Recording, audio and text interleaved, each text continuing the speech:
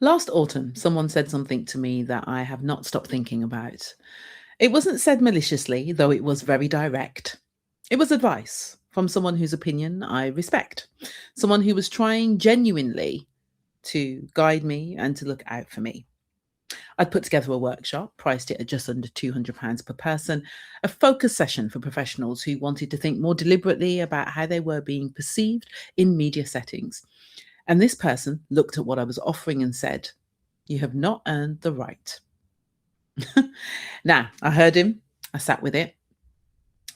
And that conversation, looking back, was one of the things that made me considerably more deliberate about my own positioning over the months that have followed. But what stayed with me longest was not the advice itself, it was the question underneath it. Who decides when you've earned the right?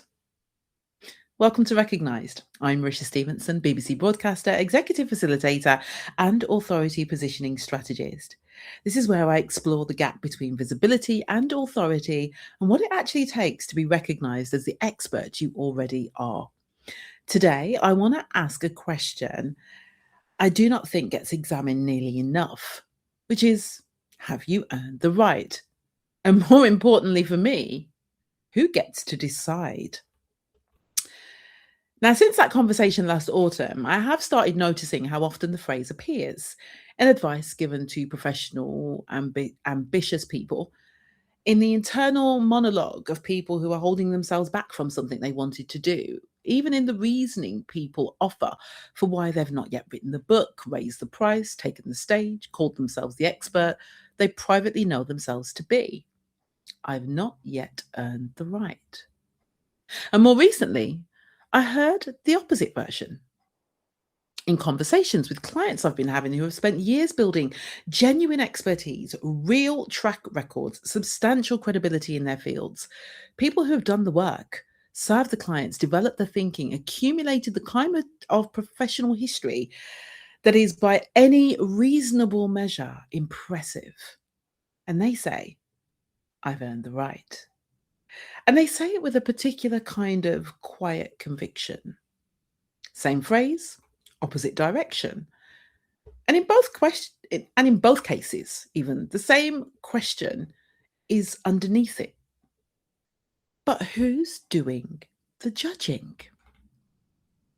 So here's where it gets interesting and where I think the conventional wisdom about building authority quietly misleads people.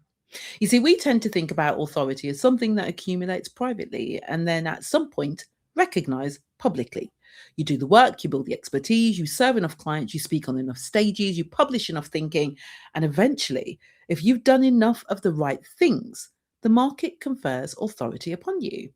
The implicit assumption is that there is a threshold, a point at which enough has become enough. A moment where the right people look at what you've built and say, yes, you've earned it. You may proceed. But there is no committee, no certificate arrives. I love a good certificate. And no industry body convenes to formally declare that you have crossed the line from promising to authoritative, from capable to chosen. Authority is not self declared, but it is not formally awarded either. What actually happens is something more interesting and considerably more uncomfortable. Authority is socially constructed. It emerges through a gradual, largely unconscious process in which communities of people begin to agree, without ever explicitly saying so, that a particular person's judgment is worth trusting, that their perspective carries weight, that when they speak, it's worth listening. The sociologist Everett Rogers, writing about how ideas spread through communities, observed that credibility is not established by the person claiming it, it's established by the people choosing to accept it.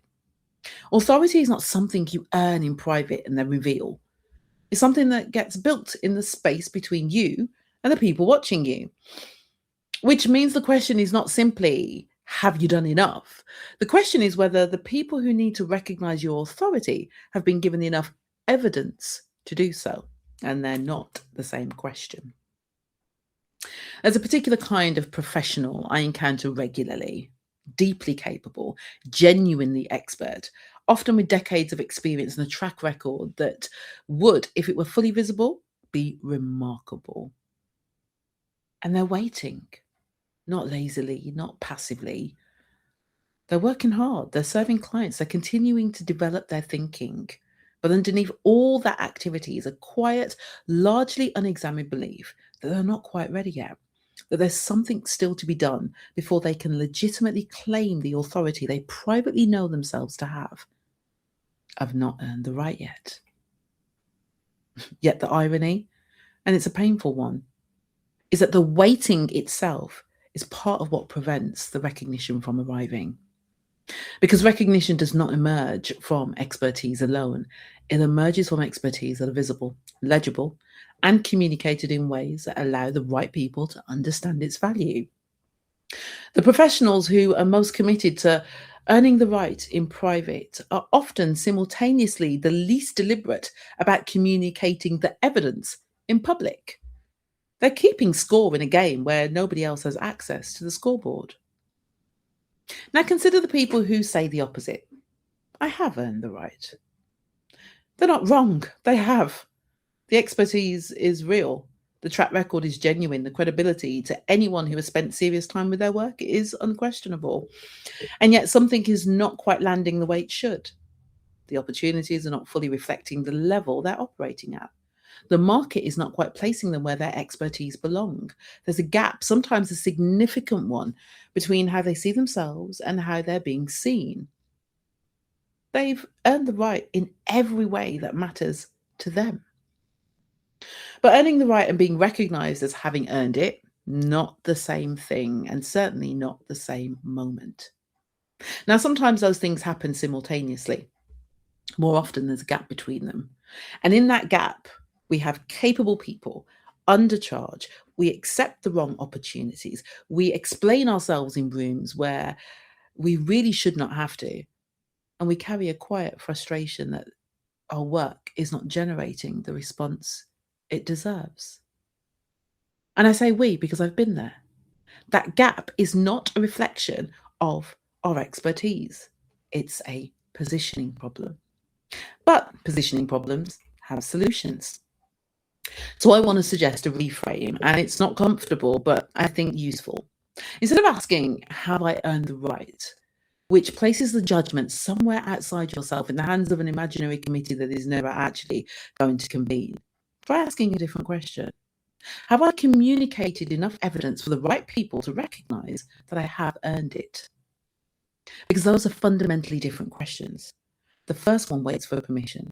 It assumes that authority is granted from the outside, that there's a moment of external validation coming if you are patient enough and work hard enough and hold on long enough.